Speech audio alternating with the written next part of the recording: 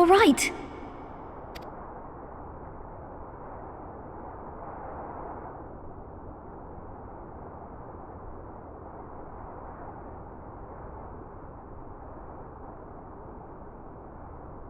Peer into my past, did you?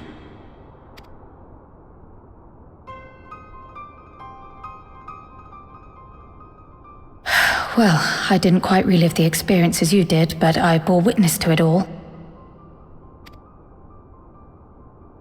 I'm still not sure what I think of this gift of yours, but no matter. Our confrontation was cut short when the Imperial Guard arrived. It was then that Xenos took his leave, citing boredom. To think their research into the Echo could bear such fruit. Escaping death, jumping from one body to the next, and returning to his own after all this time. He is an Ascian in all but name.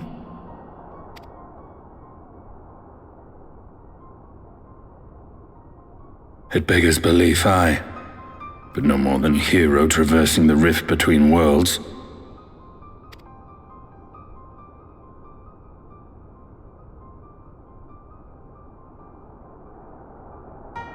My concerns are far more prosaic. With the Emperor dead and the Crown Prince missing, the Empire is in disarray. Until order is restored, assuming it even possible, we needn't fear an Imperial reprisal.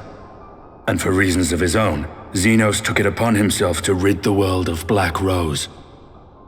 Riol has already gone to apprise the Alliance leaders of these developments. We may leave the matter in their hands for now.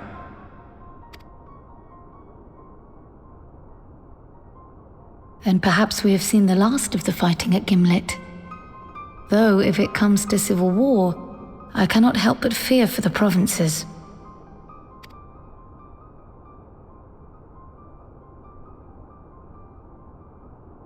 I'd nearly forgotten to ask. What became of Gaius? Did he not escape with you?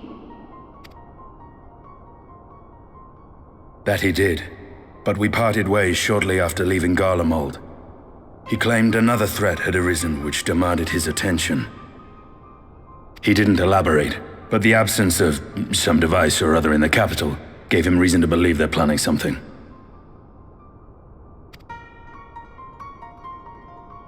Lest you worry, I believe he has well and truly shed the Black Wolf's pelt. Conquest is no longer his objective. We may safely leave him to his own devices. Well, it's nice to have one less foe to worry about, even if we do have a mysterious new threat to look out for instead.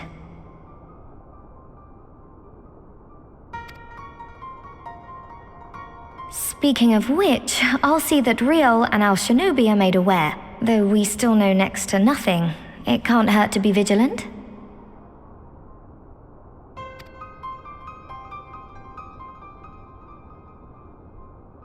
Well then, with Black Rose nipped in the bud, I believe I've fulfilled my part of the bargain.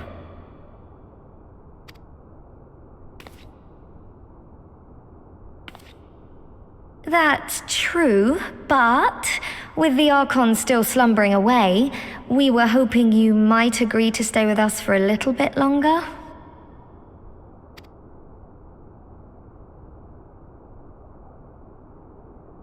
Sorry, but I'm not inclined to extend my contract. Gaius isn't the only one with business to attend to.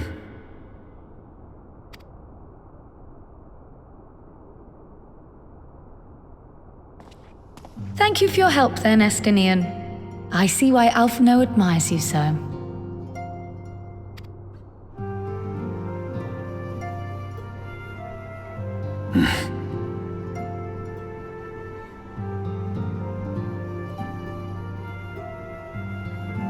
Farewell, my friend.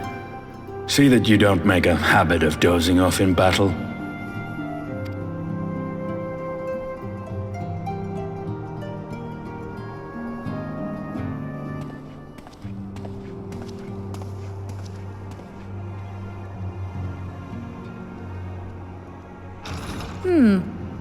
I suppose we should all be getting on then.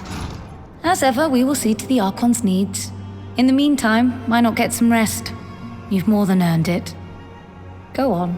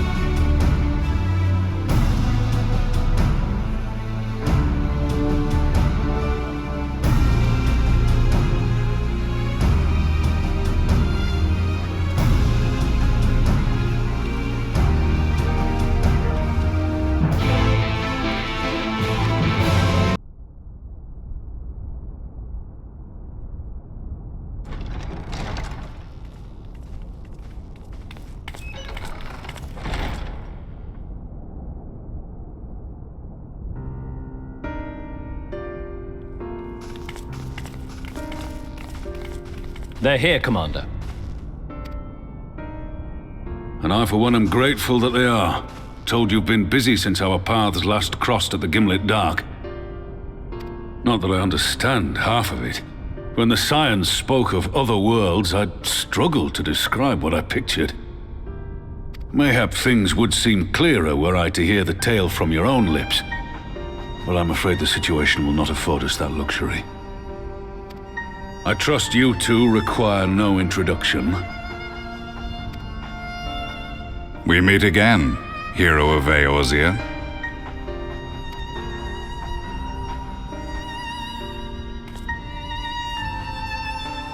Must we repeat this ridiculous display? I pose no threat to you, though what I come to warn you of very well might. Had he meant to do us harm, I hazard he would have kept to the shadows and brought more than 2 companions.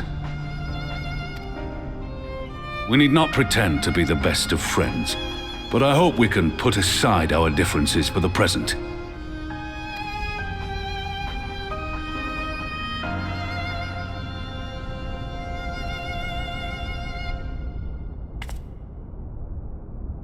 As you are doubtless aware, Sir Estinian and I cooperated to rid the world of Black Rose in your absence. Our journey together took us as far as the Imperial Palace, where we witnessed Emperor Varus meet his death at Xenos' hand. Being the sole witnesses to this crime, and in no position to defend our innocence, we were then forced to flee, each pursuing his own avenue of escape. When we were later reunited, Estinian claimed to have encountered an unfamiliar kind of machina during his flight, but to me his description seemed anything but, and upon further investigation I found that I was right.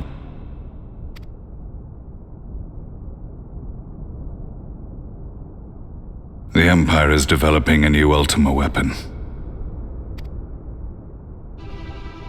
What, that Allagan monstrosity, created to vanquish primals, with which you yourself once thought to conquer Eorzea? The same. In my foolishness, I sought to harness its power, and became the Ascian's pawn in so doing. But you know as well as I how that tale ended. The weapon itself, excavated from beneath this very city, was destroyed ere we could fully unravel its secrets, and that should have been the end of it. But unlikely as it sounds, the Empire's efforts to recreate it have somehow borne fruit, primarily through secret research conducted by the 7th Imperial Legion, it would seem. Wait, the 7th was all but annihilated at Cartano, along with its legatus. Indeed, few survived. The 7th, as it is now, has little in common with the Legion led by Vandanis, and its leadership has changed hands several times since. Precisely how this project has continued despite such turmoil, and under whose auspices, remains a mystery. What we do know, however, is that a number of prototypes have been produced, and that one of them is on its way to Eorzea. We attempted to stop it, but it was all we could do to slow its progress, so we resolved instead to bring you warning. And right glad are we that you did, though it soundly dashed our hopes that tensions might ease at last. As it is, we've begun to strengthen our presence in the Gimlet Dark, and are assembling a force to meet the coming threat. A force with you in its vanguard, I hope. Before you say anything, I know full well you have pressing concerns of your own. Your comrades remain in peril, and I would not ask you to forsake them. But the fact remains that you, and you alone, have faced the Ultima weapon and emerged victorious. We need you. And so, when the time comes, if your comrades can spare you, I bid you lend us your strength. I've assigned an officer to await your word. The Ascian's downfall was to be the work of my remaining days. But it was my hand that kindled these flames, and I cannot allow them to spread any further. I will do what I must to see this mistake consigned to history once and for all, even if it means begging your aid. The fates will enjoy the irony, even as I endure the ignominy.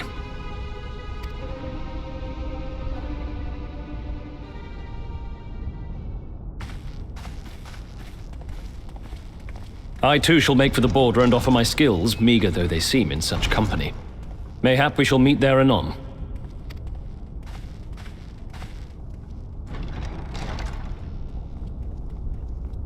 Though we can ill afford to ignore the coming of a new Ultima weapon, our friend's plight grows ever more precarious, and none save you can join them in the first.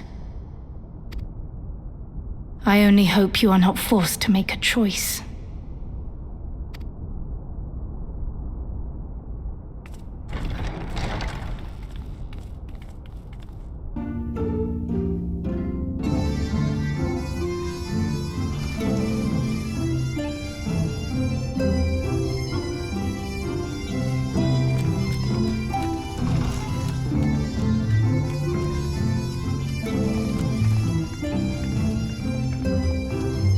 Now that we are all here, what news from the source?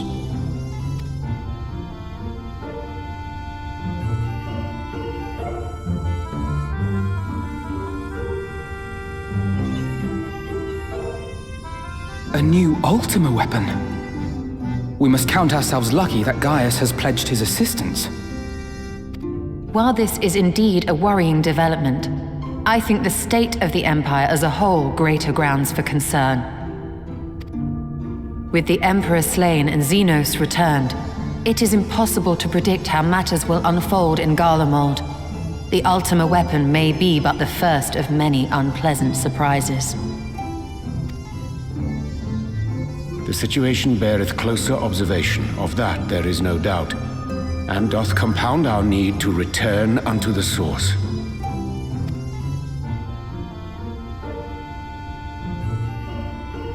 Then let us address that issue. Our long search for a means to see you safely home may well be nearing its conclusion. Thanks in large part to Urianger and Beklug's invaluable insight, we have succeeded in fashioning a vessel for the journey.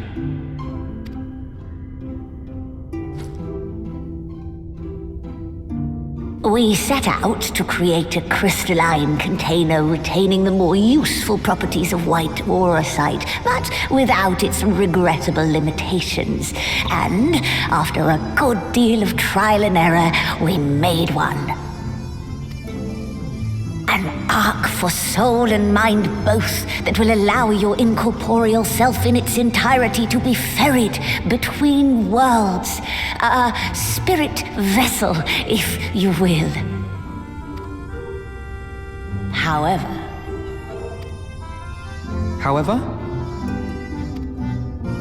though the vessel is possessed of the requisite qualities to hold mind and memory, it wanteth yet for a means to receive of them. For that, we must needs imbue it with the Exarch's innate gift. A gift that lives on only through the blood of the Allagan Emperors, which certainly does not flow within aurosite or any other crystal. Just so, milady. The blood serveth as a conduit of sorts. In its absence, memory cannot pass from mind unto mind, nor from flesh unto crystal. That being the case, we must either alter the process of inheritance so as to require no such thing, or determine a means by which my blood may permeate the vessel. I am hopeful that the records found within this tower will yield the knowledge we require to pursue one or the other of these avenues. as well you should be. The Allagan's body of etherological research is extraordinary. I can scarce believe it the work of ages past. But its underlying principles are not so very different from those of my own field of study. Given time, we will find the answers we seek.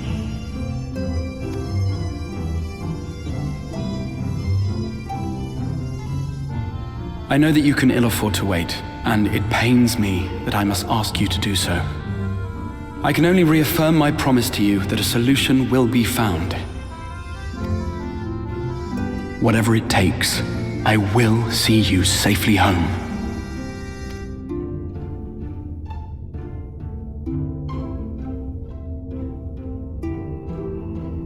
My apologies.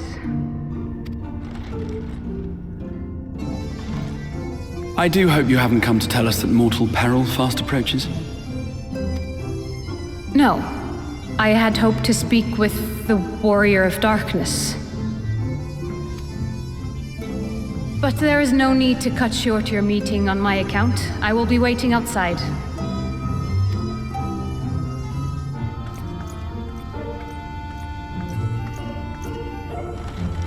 Why not speak in here? She knows I don't mind. Unless she didn't want to.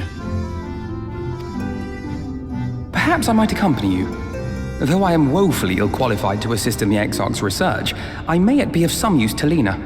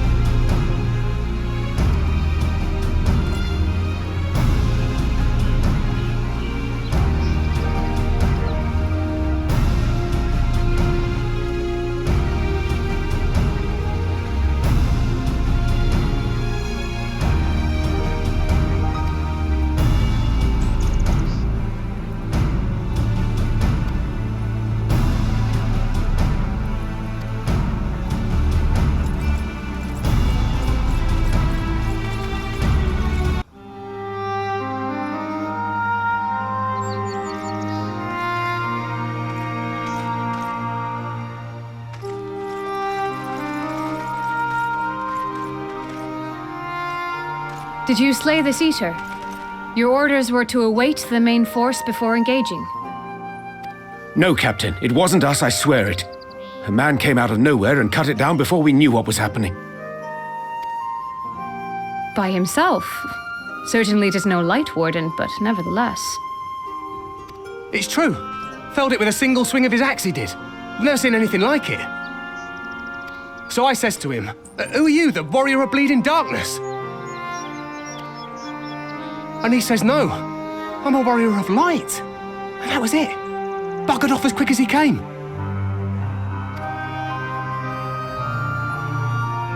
A warrior of light? Why would someone go around calling himself that, though? It was those bastards who caused the flood. I mean, if you were going to pretend to be anyone, it'd be her, the warrior of darkness. Hey? Oh, I didn't know. It's an honor.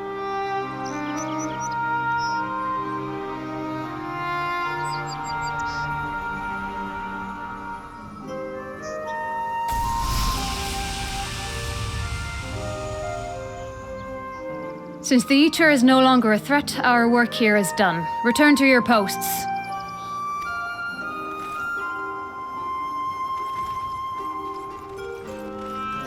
I had hoped to fight at your side today, but I'll continue to follow your example, and may we meet again.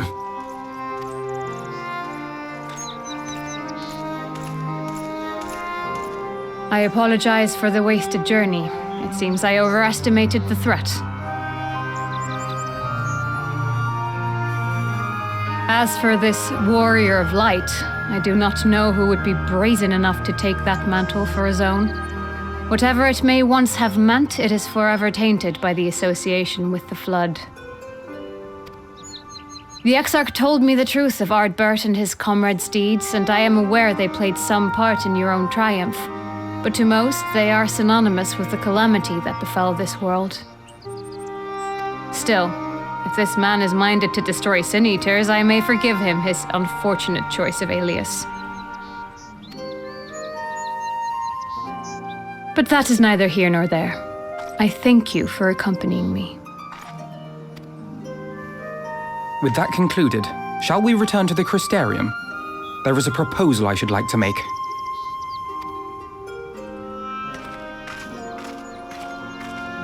Forgive me. There is one more thing. A personal concern of mine. I had hoped you might have a moment to speak privately. Take your time. I shall go on ahead.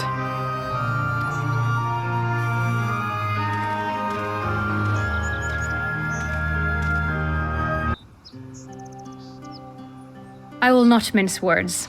This matter concerns the Exarch. Though his countenance belies his age, his demeanor never has. He has seen more than any man should and grown ever more weary with time. But I see I give the wrong impression. While it is true he attempted to open a letter with a salmon fillet the other evening, we are not here because I suspect his mind is deteriorating. Nor do I believe him to be so maddeningly unconcerned by the prospect of his own death as he once was. Indeed, the opposite is true.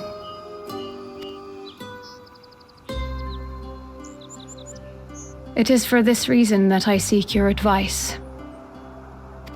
Since he returned from the Tempest, the Exarch is not as he was. He seems a different man. A younger man. I know not the details of his research, but when I saw him at work recently, there was a glint in his eye that I had never seen before. He looked happy.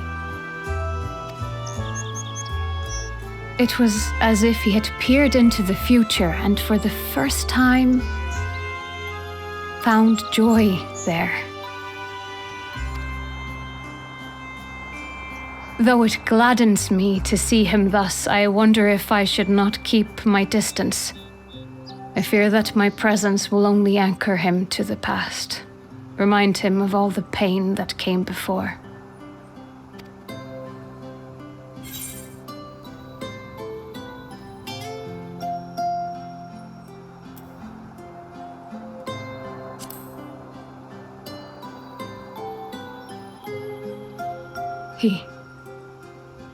Are you sure?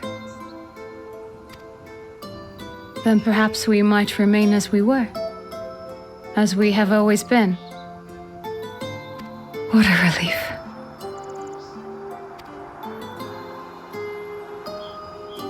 In that case, I will have to speak with him about the amount of time he is spending at work. This research is important, I know, but if he refuses to consider his own health, I will have to consider it for him.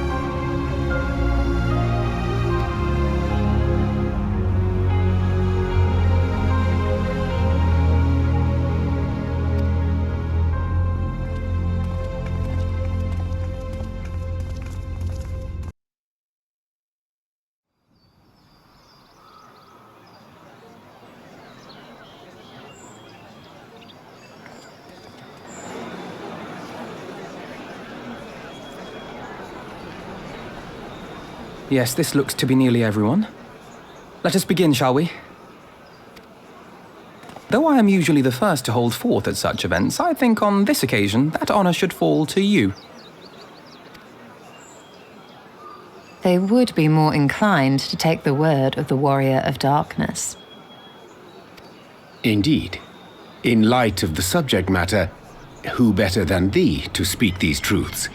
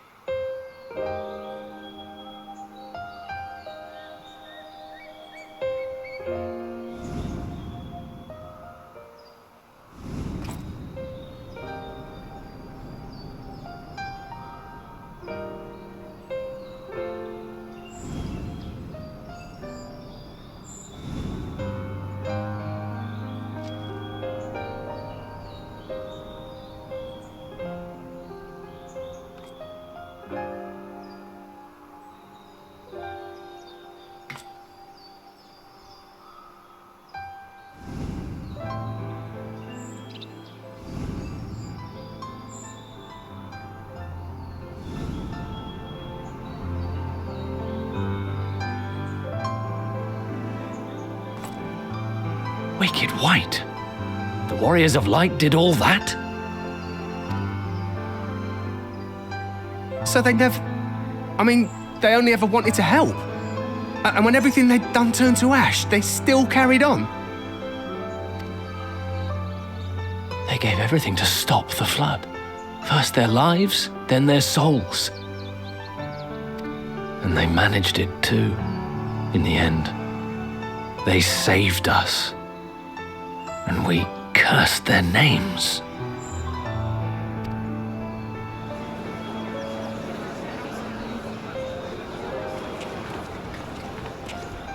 This should go a long way towards clearing the air.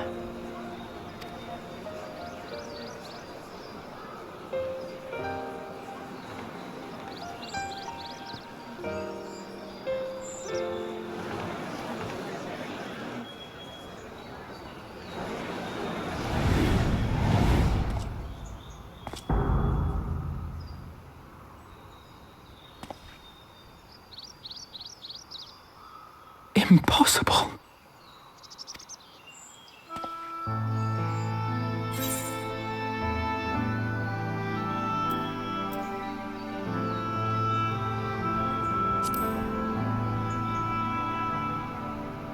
I definitely see something. You don't think it's a ghost, do you? Nay, yonder standeth no bloodless apparition, but a warrior of light and darkness both. Ardbert. What in the world?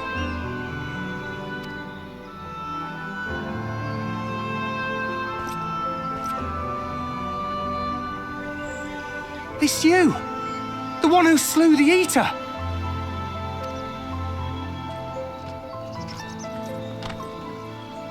That it should be the warrior of darkness who brought the truth to light. You've saved me a fair bit of time, though I have a few words of my own to say, if I may.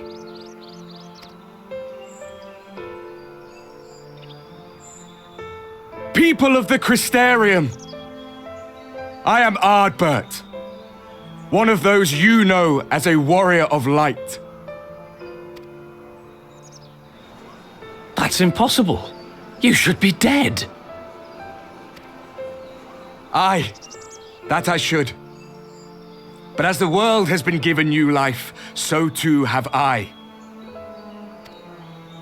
I know not why I, and I alone, have been gifted this chance.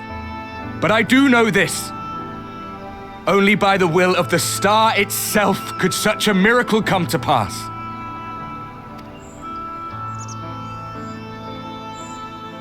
The hero who stands before you now, the warrior of darkness, is not of this world. And the day will come when she must return to her home.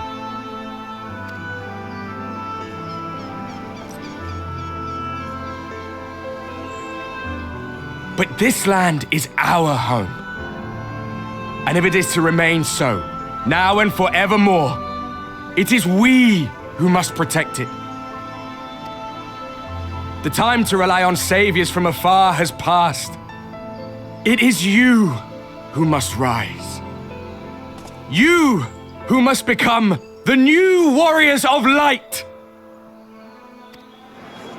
What? Us? Warriors of light?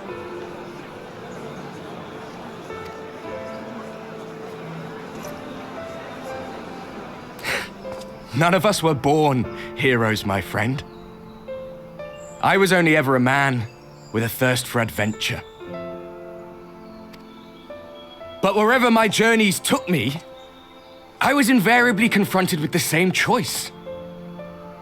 To lend what aid I could to those in need, or not. And I always chose the former. Any one of you could do the same.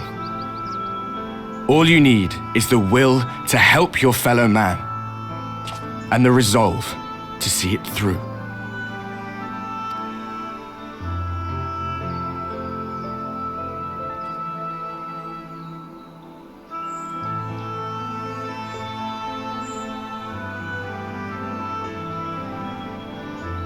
From thine own lips did we learn of Ardbert's fate, and by thy countenance I gather thou art not inclined to recant thy testimony. Yet whosoever this man may be, his words hold truth and resonate with the citizenry besides. For us to voice our doubts here and now would serve but to sow disquiet. 'Twere better we retired unto the ocular and there discuss this matter in private. Go. I will stay here and watch.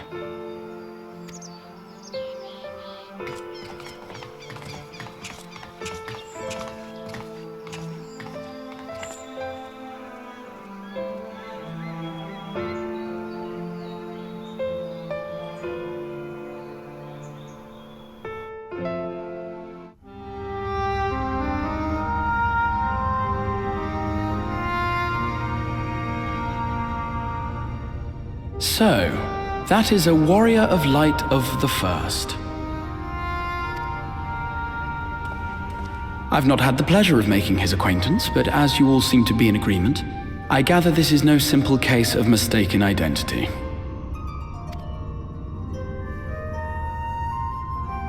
As far as I was able to discern, that was indeed Ardbert. It has been a long time, but not that long.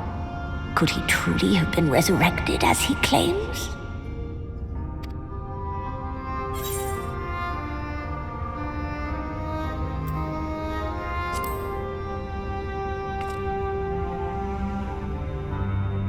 Ardbert did entrust his very soul unto thee.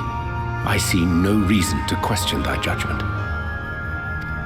Nor I. To my eyes, your ether burns as brightly as the day you slew Emmett Selk. That is proof that he is with you still.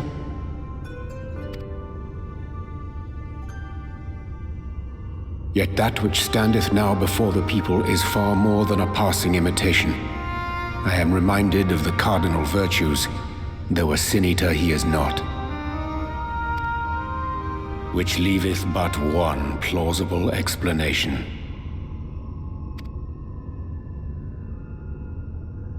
That he is an Ascian.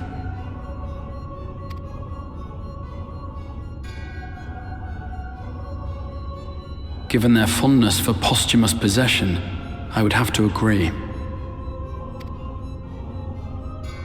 From what I understand, the Warriors of Light were laid to rest in Yulmore by those whom they had aided in life. At the time, some few still remembered them as heroes. Needless to say, 4 of them were subsequently exhumed to serve as the virtues.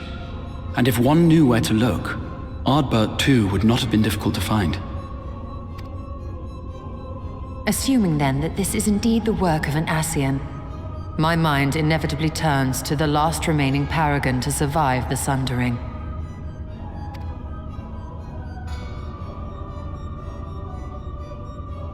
Elidibus.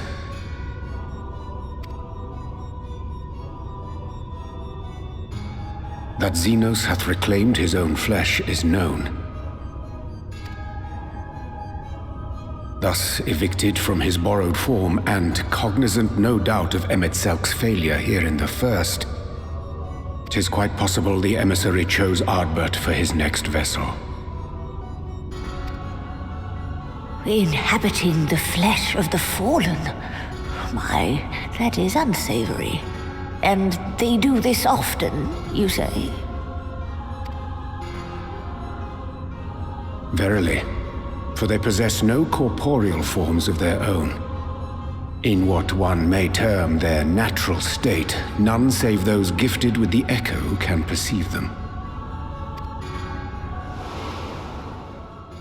Indeed, when Elidibus intruded upon the waking sands, his presence did go unmarked by all save Ninfilia and the Warrior of Light.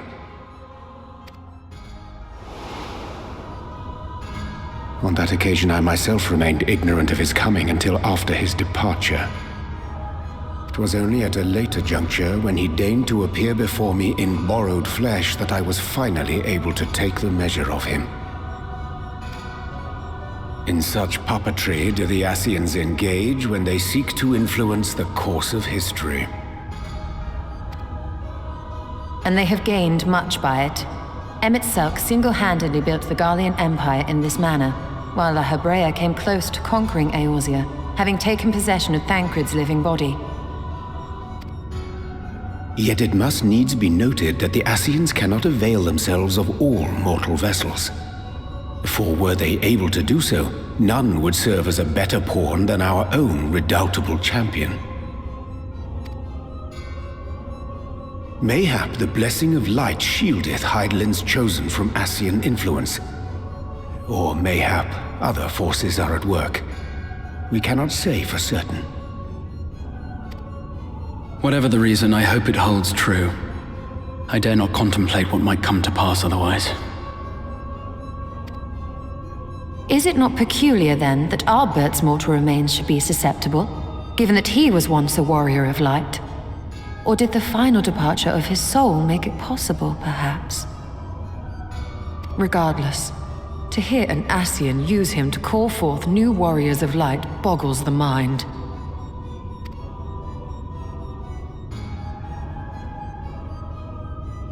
Elidibus hath ever been an enigma, his ostensible purpose being to preserve the balance between light and dark. When he made overtures towards me, however, I was afforded a glimpse behind the mask of the self-appointed emissary. I shall not defend mine actions, undertaken in pursuit of a better understanding of our foe as either wise or prudent. Nevertheless, what little I did glean may now prove useful. Elidibus possesseth a subtle mind, practiced in the art of manipulation. That he coaxed this star's most valiant heroes as far as the source with naught save half-truths is no trifling feat. And now I believe he doth employ his skills once more to some as yet unknown end. Though naught is certain, should my suspicions prove true, we shall have need of all our wits if we are to uncover and thereafter thwart his plot. Agreed. 'Tis plain that simply speaking out against him will not avail us. At best, it would only serve to confuse the people. And I would hesitate to do anything which might tarnish Ardbert's reputation once more, nor yours by association.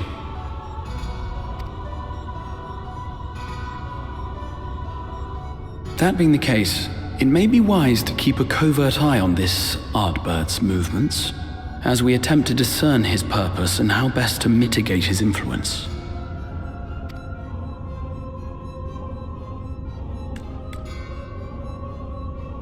His performance appears to have concluded. What now? Go back out and follow him?